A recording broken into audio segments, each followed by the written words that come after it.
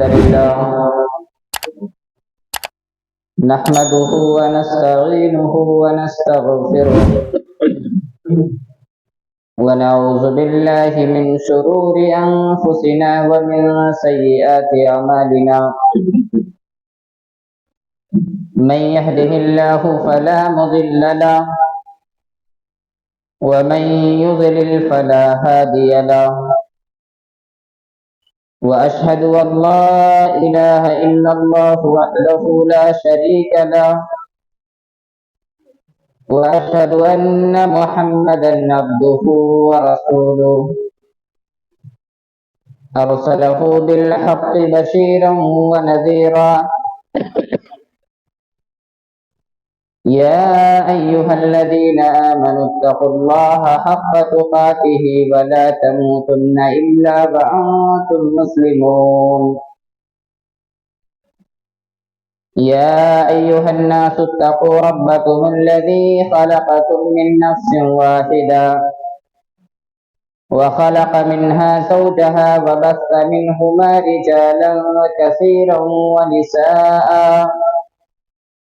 واتقوا الله الذي تساءلون به والأرحام إن الله كان عليكم رقيبا يا أيها الذين آمنوا اتقوا الله وقولوا قولا سديدا يصلح لكم أعمالكم ويغفر لكم ذنوبكم ومن يطع الله ورسوله فقد فاز فوزا عظيما أما بعد فإن خير الحديث كتاب الله وخير الهدي هدي محمد صلى الله عليه وسلم وشر الأمور محدثاتها وكل محدثة بدعة وكل بدعة ضلالة وكل ضلالة في النار فأعوذ بالله السميع العليم من الشيطان الرجيم بسم الله الرحمن الرحيم وإذ قال إبراهيم رب أرني كيف تحيي الموتى قال أولم تؤمن قال بلى ولكن ليطمئن قلبي قال فخذ أربعة من الطير فصرهن إليك ثم اجعل على كل جبل منهن جزعا ثم ادعهن يأتينك سعيا واعلم أن الله عزيز حكيم. تمام قسم کی تعریف و توصیف، بڑائی و بزرگی، تنہائی و اکتائی، خلوت و جلوت، وحدہ لا شریک، خالق کائنات، مالک ارض و سما کے لیے لائق اور سزاوار ہے۔ محترم حاضرین، گزشتہ جمعہ میں علامات قیامت سے متعلق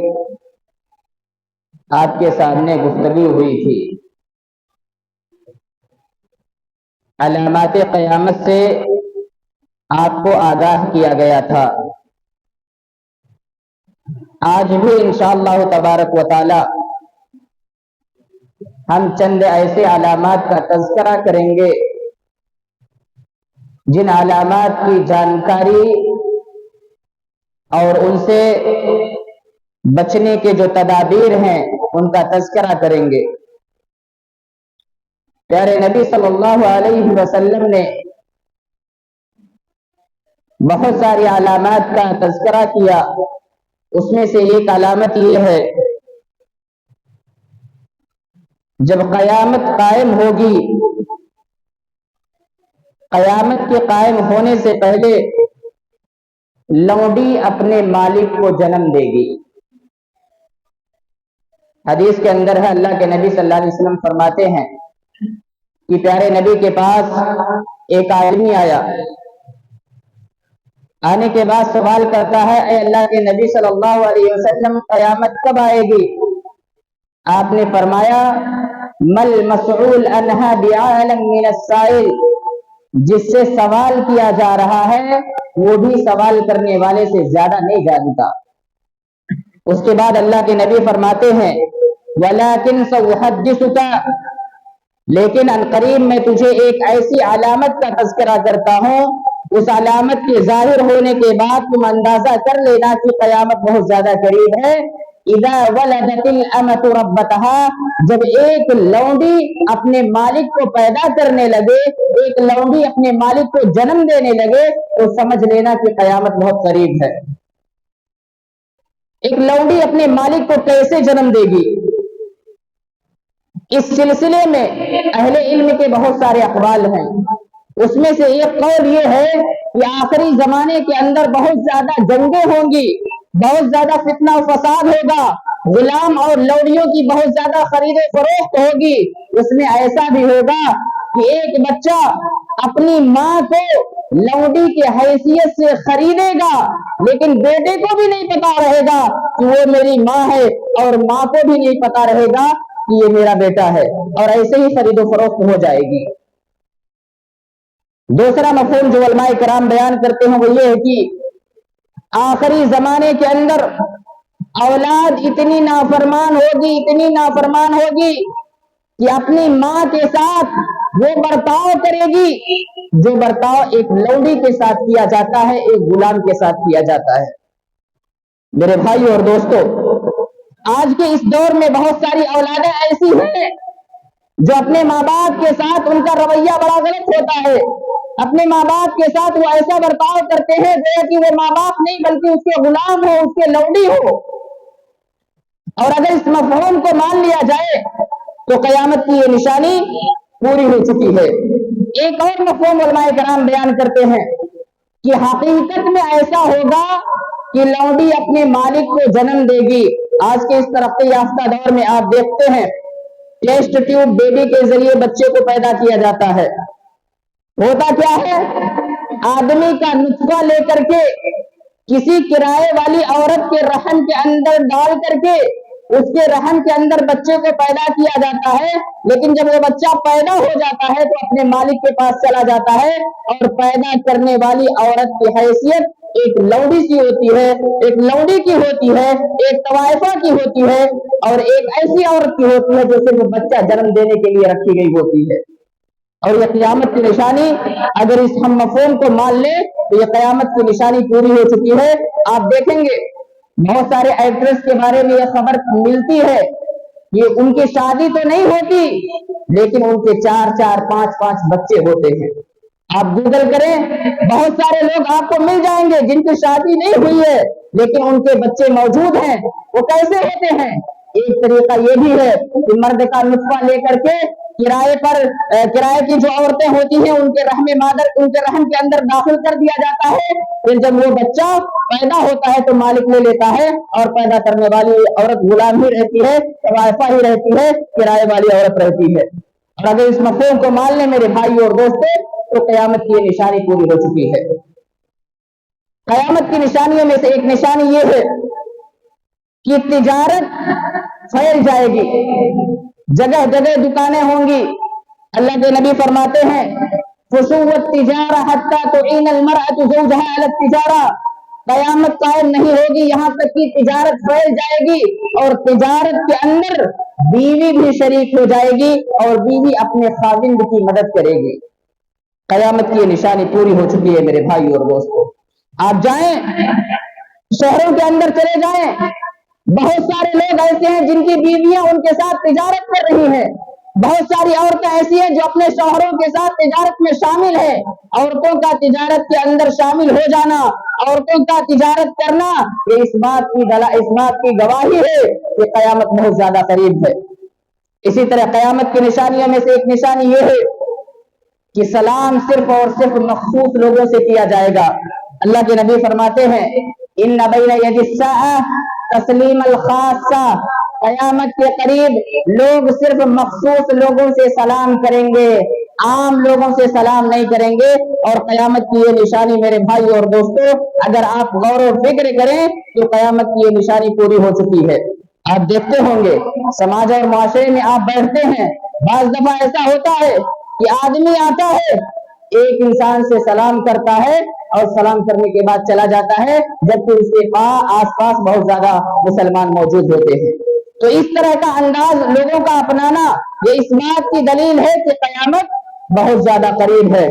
इसी तरह कयामत की निशानियों में से एक बहुत बड़ी निशानी जिसका तस्करा मुझे आपके सामने करना है, और उस निशानी से मुतालिक आप सबको आगाह रहने की जरूरत है।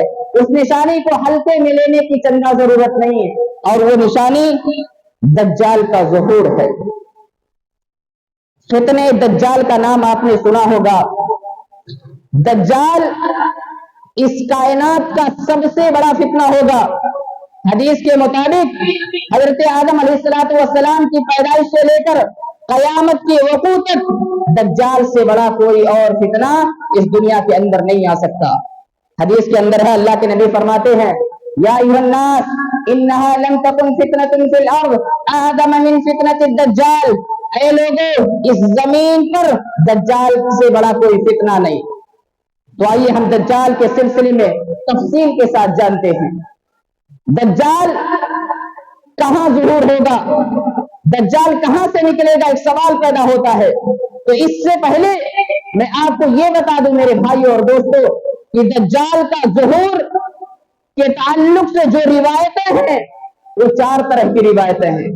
पहली रिवायत क्या है, अला इन्नहु फी बहरि शाम वल यमन ला बल हुवा मिन क़िबल अल-मशरिक मा हुवा मिन क़िबल अल-मशरिक मा हुवा मिन क़िबल अल-मशरिक व औमा बियदिही इला अल-मशरिक। अल्लाह के नबी फरमाते हैं, लोगों सुनो, दज्जाल शाम और यमन के समंदर में है। फिर फरमाते हैं, नहीं बल्कि वो मशरिक के जानिब है, मशरिक के जानिब है, मशरिक के जानिब है। फिर आप सल्लल्लाहु अलैहि वसल्लम ने मशरिक की जानिब अपने हाथों से इशारा करके फरमाया कि दज्जाल मशरिक की जानिब है। एक दूसरी रिवायत के अंदर है कि अद-दज्जाल यखरुजु बिआदिन युकाल लहा खुरासान यत्तबिहु अक़वामुन कअन्न वुजूहहुम अल-मजानिल मुतरका। ये दज्जाल एक ऐसी सरजमीन से खुरूज करेगा, एक ऐसी सरजमीन से निकलेगा जिसे खुरासान कहा जाता है, और उसकी इत्तिबा और पैरवी ऐसे लोग करेंगे कअन्न वुजूहहुम अल-मजानिल मुतरका, गोया कि उनके चेहरे मोटी ढाल के मानिंद चिपटे होंगे। एक तीसरी रिवायत, इन्नहु खारिजुन खल्लतन बैन शाम वल इराक, दज्जाल शाम और इराक के दरमियान जो रेगिस्तानी इलाका है उस इलाके से खुरूज करेगा। एक चौथी रिवायत जिसमें अल्लाह के नबी फरमाते हैं, अद-दज्जाल यखरुजु मिन यहूदियत अस्फहाना मअहु 70 अल्फन मिन यहूद। ये दज्जाल अस्फहान के इलाका यहूदा से खुरूज करेगा और उसके साथ 70,000 यहूदी होंगे जो दज्जाल की इत्तिबा करेंगे, दज्जाल की पैरवी करेंगे, दज्जाल के नक्शे कदम पर चलेंगे। अब सवाल ये पैदा होता है कि दज्जाल एक इंसान होगा, एक इंसान इन 4 जगहों से कैसे खुरूज कर सकता है, एक इंसान इन 4 जगहों से कैसे निकल सकता है, ये सवाल पैदा होता है। लेकिन मेरे भाई और दोस्तों, घर से सवाल पैदा होता है, इन चारों रिवायतों के दरमियान किसी किस्म का कोई तारुद नहीं है। दरअसल दज्जाल मशरिक के जानिब वाक़े खुरासान में मौजूद अस्फहान की बस्ती यहूदा से निकलेगा और हिजाज की तरफ जाने के लिए वो शाम और इराक का जो रेगिस्तानी इलाका है वहां से निकलेगा। आप यूं समझ सकते हैं कि दज्जाल मशरिक की जानिब से निकलेगा, खुरासान होते हुए अस्फहान आएगा, अस्फहान होते हुए हिजाज तक पहुंचने के लिए शाम और इराक का रेगिस्तानी इलाके को तय करेगा। उसके बाद वो पूरी दुनिया के अंदर फैल जाएगा। जब दज्जाल इस दुनिया के अंदर आएगा तो उसकी कैफियत क्या होगी? हदीस की रूह से दज्जाल के आने के बाद मेरे भाई और दोस्तों, दज्जाल पूरे गुस्से के अंदर होगा, गुस्से से बिफरा हुआ होगा। हदीस के अंदर है, इब्ने उमर रज़ी अल्लाह ताला अन्हु एक मर्तबा मदीना के किसी गली में इब्ने सय्याद से उनकी मुलाकात हो जाती है। इब्ने सय्याद जो थे वो दज्जाल के मुशाबिह थे, उनका भी एक आंख काना था, दज्जाल के बिल्कुल मुशाबिह थे। इब्ने उमर की मुलाकात इब्ने सय्याद से होती है, आपस में कुछ बातें होती हैं जिसकी वजह से इब्ने सय्याद बिफर जाता है, गुस्से से भड़क जाता है। जब हजरत हफ्सा रज़ी अल्लाह ताला अन्हा को यह खबर पहुंचती है, हजरत हफ्सा रज़ी अल्लाह ताला अन्हा इब्ने उमर से कहती हैं कि तुमने इब्ने सय्याद के साथ क्या किया? क्या तुम्हें मालूम नहीं अद्दज्जाल यखरुजु मिन गज़बतिन यग़ज़बुहा, कि दज्जाल किसी गुस्से की वजह से खुरूज करेगा, किसी गुस्से की वजह से निकलेगा। मेरे भाई और दोस्तों, दज्जाल के निकलने के बाद दज्जाल की शक्ल शबाहत क्या होगी, इस सिलसिले में बहुत सारी रिवायतें हैं। हज़रत अनस रज़ी अल्लाह तआला अन्हु बयान करते हैं, मा बुइसा नबियुन इल्ला क़द अंज़रा उम्मतहुल अअवर अल कज़्ज़ाब, कि इस दुनिया के अंदर जितने नबी आए हैं, तकरीबन 1,24,000 के करीब जो अंबिया आए हैं, तमाम अंबिया किराम ने अपनी कौम को दज्जाल से डराया है, दज्जाल के सिलसिले में अपनी कौम को बताया है। फरमाया इन्नहु आवर, दज्जाल जो होगा वो काना होगा, व इन्न रब्बकुम लैसा बिआवर, और सुनो तुम्हारा रब काना नहीं होगा, व इन्न बैन ऐनैहि मक्तूबुन काफिर, दज्जाल के दोनों आंखों के दरमियान काफिर लिखा होगा, वाज़ेह अल्फाज में काफिर लिखा होगा। फिर अल्लाह के नबी सल्लल्लाहु अलैहि वसल्लम फरमाते हैं कअन्नहा इम्बतुन ताफिया, कि दज्जाल की जो आंख होगी गोया कि वह फूला हुआ अंगूर हो। अगर आप एक अंगूर को अपने हाथ में ले, उसको इंजेक्शन दे करके फुला दे, उस अंगूर की जो कैफियत बनेगी दज्जाल की आंख की वही कैफियत सेम होगी। एक तीसरी रिवायत में अल्लाह के नबी फरमाते हैं अद्दज्जाल मंसूहुल ऐन मक्तूबुन बैन ऐनैहि काफिर सुम्मा तहज्जाहा काफारा यक़रअहु कुल्लु मुस्लिमिन, कि दज्जाल आंख का काना होगा, दोनों आंखों के दरमियान उसके काफिर लिखा होगा। सुम्मा तहज्जाहा, अल्लाह के नबी सल्लल्लाहु अलैहि वसल्लम ने हिज्जे करके बयान किया है, काफारा लिखा होगा, यक़रअहु कुल्लु मुस्लिमिन, हर मुसलमान उसको पढ़ लेगा, हाँ वो पढ़ा लिखा हो या जाहिल हो, हर इंसान को अल्लाह ताला इतना इल्म दे देगा कि दज्जाल के दोनों आंखों के दरमियान जो काफिर लिखा होगा हर इंसान उसको पढ़ लेगा। लेकिन मेरे भाई और दोस्तों, दज्जाल के फितने से बचना कोई मामूली काम नहीं है, दज्जाल से बच जाना कोई मामूली बात नहीं है। दज्जाल के पास इतनी ताकत और कुव्वत अल्लाह ताला ने दे रखी होगी कि अगर आप दज्जाल से कहेंगे मेरे दादा परदादा को कब्र से निकाल दे, वो फौरन आपके दादा परदादा को कब्र से निकाल देगा।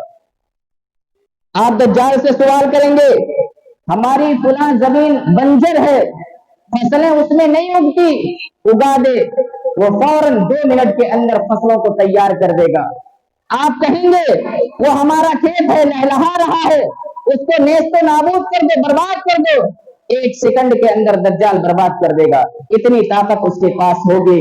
लेकिन मेरे भाई और दोस्तों, उसके आंखों के दरमियान जो काफिर लिखा होगा वो उसको हरगिज नहीं मिटा सकता, क्योंकि अल्लाह ताला ने उसको इतनी पावर नहीं देगा कि वो दोनों आंखों के दरमियान जो काफिर लिखा हुआ है उसको मिटा दे, इतनी ताकत नहीं देगा।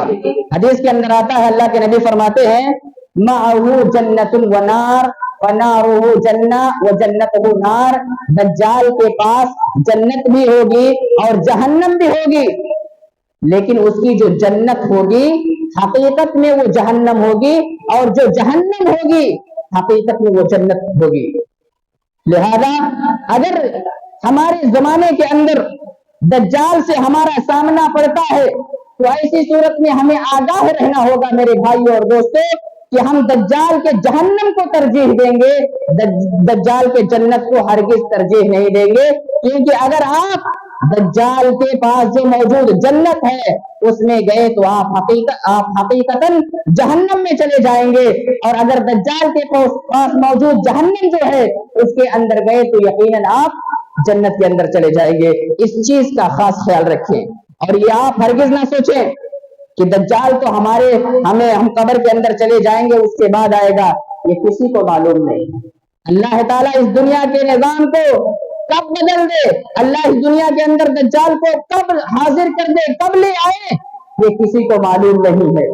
इसी तरह से दज्जाल से मुतालिक एक हदीस है, इन्ना मसीह दज्जाल रजुलुन कसीर, कि दज्जाल जो होगा वो पस्त कद का आदमी होगा, जिसको हम लोग गिद्दा बोलते हैं, पस्त कद का आदमी होगा।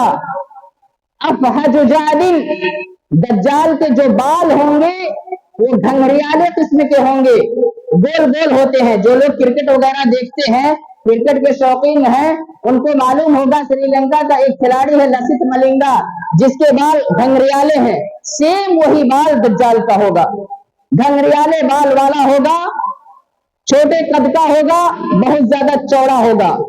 यानी जिस जसामत बहुत ज्यादा होगी, हाइट उसकी नहीं होगी, कम हाइट वाला होगा, लेकिन उसके बाल घंघरियाले होंगे और बहुत ज्यादा मोटा तगड़ा होगा। हदीस के अंदर आता है फैदा रजुल जसीम, बहुत ज्यादा मोटा होगा लेकिन लंबा नहीं होगा। इस चीज का खास ख्याल रखें। और दज्जाल से मुताल्लिक जो अल्लाह के नबी ने अलामतें बयान कर रखी हैं, उन अलामतों को अपने जहन में रखना हर मुसलमान के लिए जरूरी है। इसी तरह से मेरे भाई और दोस्तों, दज्जाल जो होगा उसके पास औलाद नहीं होगी, दज्जाल बे औलाद होगा, उसके पास एक भी औलाद नहीं होगी। हदीस के अंदर आता है वला युलद लहू वक़द उलिदा ली। जब इब्ने सय्याद को बाज लोगों ने दज्जाल कह कह के पुकारना शुरू किया, यहाँ तक कि सहाबे कराम बाज दफा कसम खा करके कह देते थे कि इब्ने सय्याद ही दज्जाल है, तो इब्ने सय्याद ने दलील के तौर पर पेश किया वला युलद लहू, सुनो तुम हमें दज्जाल कहते हो, अल्लाह के नबी ने फरमाया कि दज्जाल को औलाद नहीं होगी जबकि मेरे पास औलाद है। इब्ने सय्याद अपनी सफाई में ये बयान कर रहा है कि मेरे पास औलाद है, मतलब कि मैं दज्जाल नहीं हूं। और जो दज्जाल हकीकी तौर पर होगा उसके पास एक भी बच्चा नहीं होगा और ना ही एक बच्ची होगी, बल्कि दज्जाल बांझ किस्म का इंसान होगा। अल्लाह ताला उसे लड़का लड़की हरगिज नहीं देगा। इसी तरह से मेरे भाई और दोस्तों, दज्जाल जब इस दुनिया के अंदर आएगा तो सबसे पहले नबूवत का दावा करेगा, नबूवत का दावा करेगा और कहेगा अना नबीयुन वला नबी अबादी, सुनो लोगों मैं अल्लाह का नबी हूं और मेरे बाद कोई नबी नहीं है, नहीं आएगा। उसके बाद उस जगह को छोड़कर जैसे ही आगे बढ़ेगा फिर कह देगा अना रब्बुकुमुल आला, सुनो मैं तुम्हारा रब हूं। पहले नबूवत का दावा करेगा, नबूवत के दावा करने के बाद फौरी तौर पे खुदाई का दावा करने लगेगा। दज्जाल के ज़हूर के बाद अगर कोई इंसान ईमान लाना चाहे तो हरगिज नहीं ला सकता।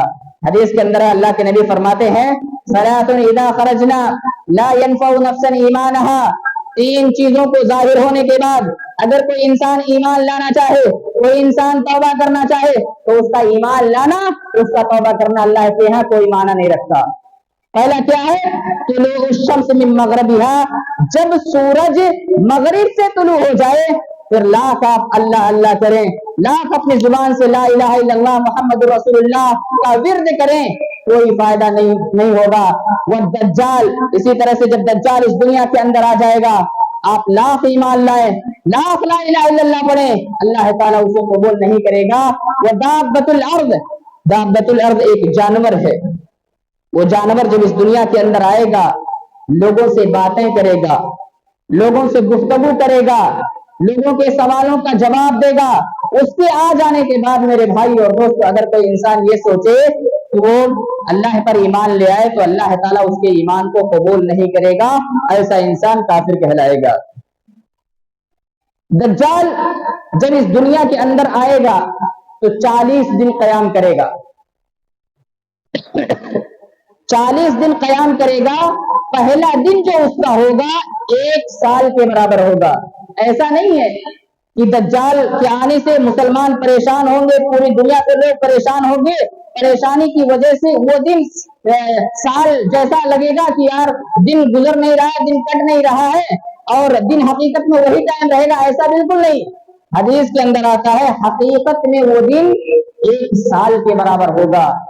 और आदमी ने सवाल किया है अल्लाह के नबी, फिर हम नमाज कैसे पढ़ेंगे? जब सूरज निकलेगा गुरूब ही नहीं होगा 1 साल तक, तो हम कैसे नमाजें पढ़ेंगे? अल्लाह के नबी ने कहा उस वक्त मुसलमानों तुम वक्त का अंदाजा करके नमाज पढ़ लेना, वक्त का अंदाजा करके नमाज पढ़ लेना, क्योंकि दज्जाल जिस दिन आएगा वो दिन 1 साल के बराबर होगा। सूरज 1 साल ऐसे निकला रहेगा और जब 1 साल मुकम्मल हो जाएगा उसके बाद वो गुरूब होगा। और दज्जाल का जो दूसरा दिन होगा वो 1 महीने के बराबर होगा। اس کے بعد جو دجال کا جو تیسرا دن ہوگا وہ 1 ہفتے کے برابر ہوگا. اس کے بعد جو 37 دن بچتے ہیں وہ عام دنوں کی طرح سے ہوں گے. جس طرح سے آج کا دن گزر رہا ہے 37 دن اسی طرح سے گزریں گے. لیکن پہلا، دوسرا، تیسرا، پہلا 1 سال تک رہے گا، دوسرا 1 مہینے تک، اور تیسرا 1 ہفتے تک رہے گا. اور دجال اس 40 دن کے اندر پوری دنیا کا چکر لگا لے گا. پوری دنیا میں کوئی جگہ نہیں چھوڑے گا سوائے مکہ اور مدینہ کے. دجال مکہ اور مدینہ کے اندر داخل نہیں ہو سکتا، کیونکہ اللہ تعالیٰ نے اس کو اتنی طاقت ہی نہیں دے رکھی ہوگی کہ وہ مکہ کے اندر داخل ہو جائے گی. لہذا جب دجال اتنا بڑا فتنہ ہے تو اس سے بچنے کے کچھ تدابیر اللہ رب العالمین نے ہمیں بیان کیے ہیں. ان تدابیر کو اختیار کرنا ہر مسلمان کے لیے ضروری ہے. سب سے پہلی تدبیر یہ ہے کہ جب انسان دجال کا سامنا کرے، بلکہ دجال کے سامنے سے پہلے ہی انسان کو چاہیے اللہ رب العالمین سے دجال سے متعلق پناہ مانگے. اللہ کے نبی صلی اللہ علیہ وسلم اپنی ہر نماز کے اندر دجال سے پناہ مانگتے تھے. حدیث کے اندر آتا ہے، اللہ کے نبی صلی اللہ علیہ وسلم فرماتے ہیں كان رسول الله صلی اللہ علیہ وسلم يستعيذ من فتنة الدجال فی صلاته. اللہ کے نبی صلی اللہ علیہ وسلم ہر نماز کے اندر دجال کے فتنے سے پناہ مانگتے تھے. اسی طرح سے اگر ہم دجال سے بچنا چاہتے ہیں تو ہمارے لیے ضروری ہے کہ ہم سورۃ الکہف کو یاد کریں. حدیث کے اندر آتا ہے من حافظ 10 آیات من سورۃ الکہف، جو انسان سورہ کہف کی 10 آیات کو یاد کرتا ہے اس من فتنۃ الدجال، وہ دجال کے فتنے سے محفوظ رہے گا. وہ 10 آیتیں کون سی ہیں؟ دوسری حدیث کے اندر ہے من حفظ 10 آیات من اول سورۃ الکہف، سورہ کہف کی جو ابتدائی 10 آیات ہیں، جو انسان ان 10 آیات کو یاد کر لیا وہ دجال کے فتنے سے محفوظ رہا. میرے بھائی اور دوستو، ہم میں سے ہر انسان کو چاہیے کہ ان 10 آیات کو یاد کریں. یاد کرنے کے بعد اگر دجال سے سامنا پڑتا ہے ان 10 آیات کو پڑھیں اور دجال کے منہ پر تھوک دیں. اس کے باوجود تھوکنے کے باوجود بھی دجال آپ کا بال باقا نہیں کر سکتا، دجال آپ کا کچھ بھی نہیں بگاڑ سکتا. اور تیسری چیز، دجال سے بچنے کے لیے، دجال جب اس دنیا کے اندر آئے گا تو ایک گروہ ہوگا جو جہادی کہلائے گا. جہادی گروہ ہوگا، وہ ہمیشہ غالب رہے گا، اللہ کے دین کے لیے لڑتا رہے گا. آخر میں وہ دجال سے بھی لڑے گا، اور جب دجال سے لڑے گا تو مسلمانوں کو چاہیے ان جہادیوں کے ساتھ بولیں، ان کے ساتھ دجال سے مقابلہ کریں. کیونکہ اگر وہ دجال سے مقابلہ کریں گے تو ایسی صورت میں وہ دجال کے فتنے سے بچ جائیں گے. میرے بھائی اور دوست، حدیث کے اندر اللہ کے نبی فرماتے ہیں اتنا بڑا فتنہ ہوگا دجال کہ آدمی اپنی ماں، اپنی بہن، اپنی پھوپھی، اپنی خالہ، اپنی بھتیجی، اپنی بھانجی کو کھوٹے میں باندھ کر کے رکھے گا، گھر کے اندر تالے لگا کر کے رکھے گا. کیونکہ عورتیں جو ہوتی ہیں وہ بہت جلد پھسلتی ہیں اور بہت جلد پھسلتی ہیں. وہ جیسے ہی ان کو موقع ملے گا وہ دجال کے پاس جانے کی کوشش کریں گی اور اس کے جال میں پھنسنے کی کوشش کریں گی. اس لیے آدمی اپنی عورتوں کو کھوٹے میں باندھ کر کے رکھے گا، ان کو تالا لگا کر کے رکھے گا. اور یاد رکھیں جب دجال اس دنیا کے اندر آئے گا تو اس کا مطلب ہرگز یہ نہیں کہ وہ آپ کے پاس بھی جائے. حدیث کے اندر آتا ہے، اللہ کے نبی فرماتے ہیں جب تم میں سے کوئی انسان دجال سے متعلق کوئی خبر سنے تو اسے چاہیے کہ وہ دجال کے پاس جانے سے بچے. کیونکہ بسا اوقات ایسا ہوگا ایک انسان جو اپنے آپ کو مومن تصور کرے گا کہ میں تو مسلمان ہوں، میں تو دجال کے جال میں نہیں پھنسوں گا، وہ دجال کے پاس جائے گا. لیکن اللہ تعالیٰ نے شبہ کی جو چیزیں دجال کو دے رکھی ہیں اس سے وہ انسان متاثر ہو جائے گا اور دجال کی اتباع کرنے لگے گا. اسی طرح سے آخری چیز جو میں آپ کے سامنے بیان کرنا چاہتا ہوں وہ یہ کہ اگر آپ چاہتے ہیں کہ دجال کے فتنے سے محفوظ رہیں تو مکہ اور مدینہ کی رہائش اختیار کریں. جیسے ہی آپ کو خبر ملے کہ دجال اس دنیا میں آ چکا ہے آپ مکہ اور مدینہ کی طرف رخت سفر باندھ لیں. لیکن مدینہ کے اندر چلے جانا، مکے کے اندر چلے جانا یہ اس بات کی دلیل نہیں ہے کہ آپ بچ جائیں گے. اللہ کے نبی صلی اللہ علیہ وسلم فرماتے ہیں کہ دجال جب مدینے کے پاس پہنچے گا، پہنچنے کے بعد مدینہ کے ایک کنارے بیٹھ جائے گا، اور جیسے ہی دجال مدینہ کے ایک کنارے بیٹھے گا اللہ کے حکم سے 3 مرتبہ زلزلہ ہوگا، اور ایسا زلزلہ آئے گا مکہ بھی ہل اٹھے گا، مدینہ بھی ہل اٹھے گا. مکہ اور مدینہ سے تمام لوگ نکل کر کے दज्जाल के पास आएंगे और वो निकलने वाले कौन होंगे? काफिर, मुशरिक, मुनाफिक।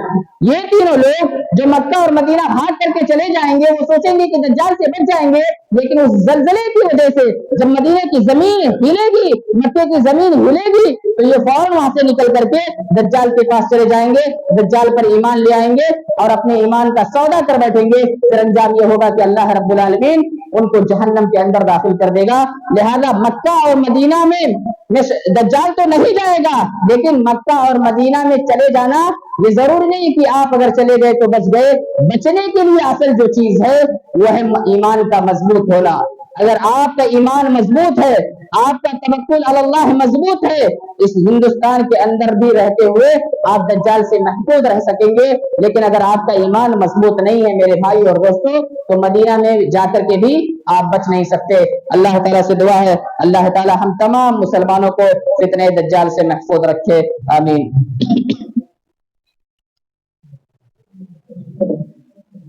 إن الحمد لله نحمده ونستعينه ونستغفره ونعوذ بالله من شرور أنفسنا ومن سيئات أعمالنا، من يهده الله فلا مضل له ومن يضلل فلا هادي له، وأشهد أن لا إله إلا الله وحده لا شريك له، وأشهد أن محمدا عبده ورسوله.